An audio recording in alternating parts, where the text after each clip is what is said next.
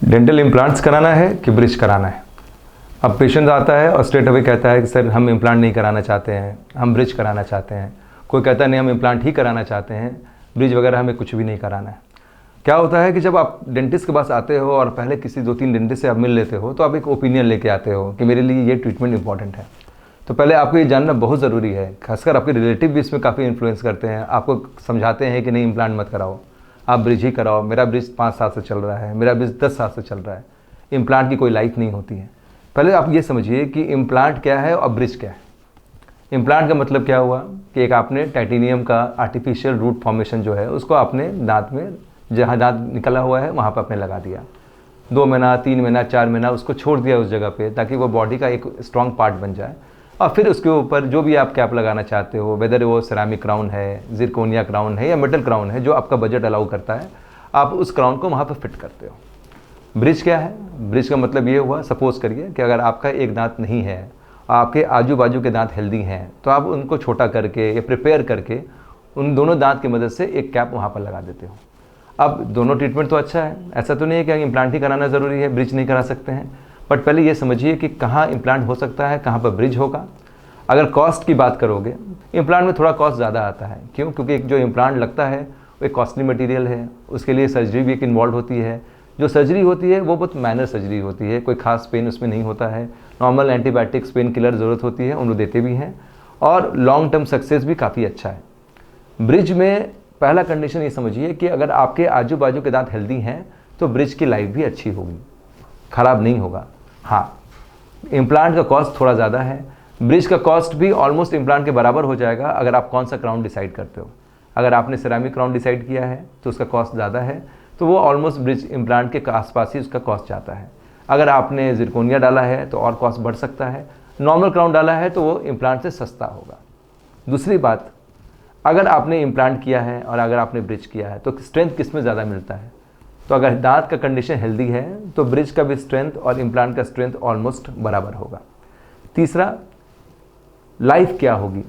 तो लाइफ तो totally depend करती है कि आप कितने हद तक उसको मेंटेन रखते हो। आपने इम्प्लांट करा लिया है, आपने ब्रिज करा लिया है, आपके डेंटिस्ट ने जो आपको सलाह दी है आप उसको फॉलो नहीं कर रहे हो, ओरल हाइजीन मेंटेन नहीं करते हो, तो ना तो ब्रिज चलेगा और ना ही इम्प्लांट चलेगा।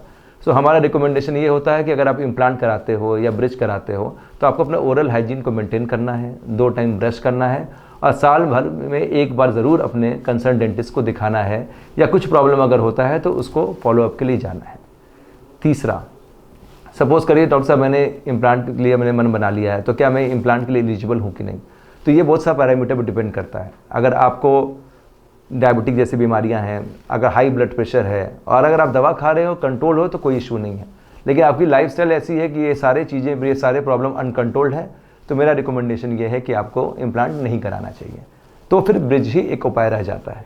बट सपोज़ करिए कुछ ऐसे कंडीशंस आते हैं कि ऐसा साइट आता है जहाँ पे हम ब्रिज भी नहीं कर सकते हैं, जैसे पीछे के दांत एक भी नहीं है, कहीं उसके पीछे कोई दांत भी नहीं है, तो उस कंडीशन में इम्प्लांट के सिवा कोई और ऑप्शन नहीं हो जाता है।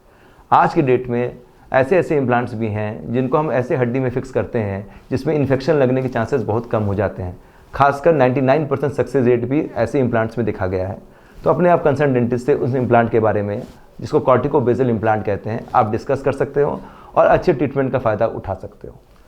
दूसरा, अगर इम्प्लांट मैंने करा लिया है, इम्प्लांट कराने के बाद कहीं ऐसा तो नहीं कि मुझे कैंसर हो जाए, कहीं ऐसा तो नहीं है कि मुझे MRI CT में कोई प्रॉब्लम हो जाए, तो ऐसा कुछ भी नहीं होता है।